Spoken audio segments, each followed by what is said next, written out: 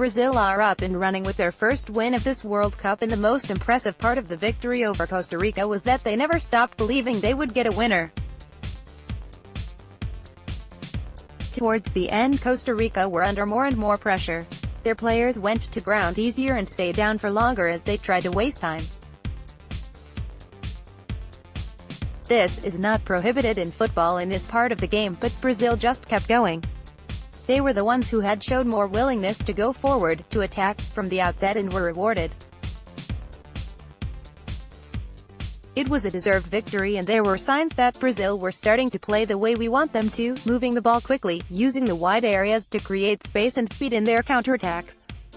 The matches will get harder the further we get into the tournament, assuming Brazil qualify for the knockout phase, but we are now more likely to face teams who attack more and do not just defend, and that will make it easier for our attacking players to create chances.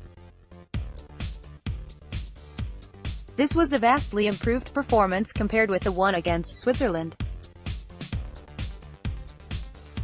Neymar was much higher up the pitch, in the danger areas, and that's where he is at his most threatening.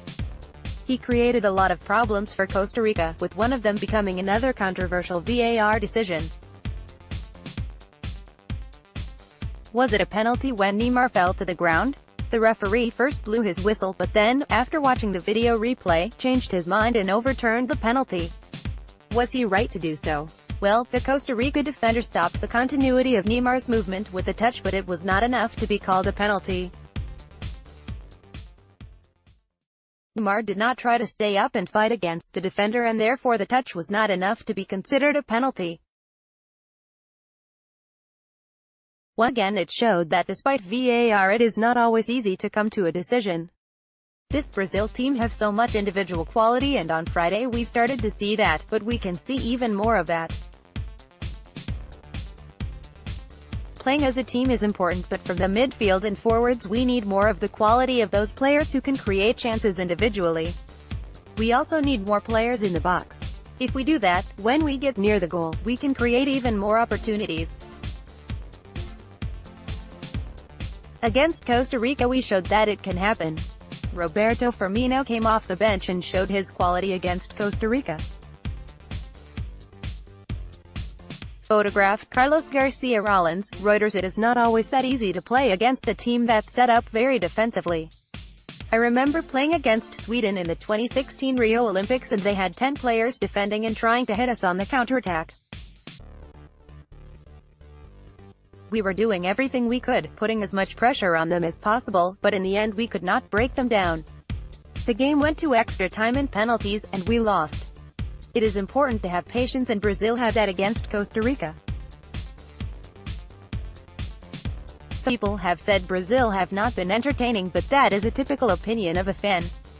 We fans, and I have to brand myself as that now, I am watching from the outside, always expect Brazil to play well and to play beautiful, technical football, because those are Brazil's trademarks.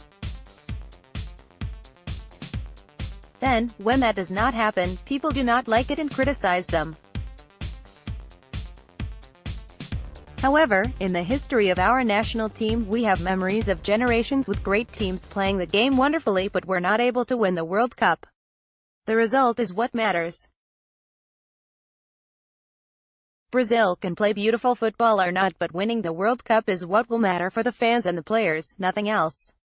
It was hugely encouraging to see the changes that Tite made, with Douglas Costa coming on for Willian and then Roberto Firmino for Paulino. They were very important in turning the game. Neymar, I am not surprised about Firmino doing so well. He has had an outstanding season in England with Liverpool, always working hard and showing that he is ready to help the team in whatever way he can. He is always looking to contribute, and against Costa Rica it was no different, with him setting up the first goal. Should he start the next game, against Serbia? He could be in the starting 11, but it would not have to necessarily be instead of Gabriel Jesus. They showed against Costa Rica that they can play well together. The players on the bench also showed that they can contribute towards the team shining. First, Wagner replaced Danilo at right back, and then Douglas Costa and Firmino changed the game. That kind of squad power cannot be overestimated. It is important that we have players of such a high standard that can come on and help to make things happen going forward.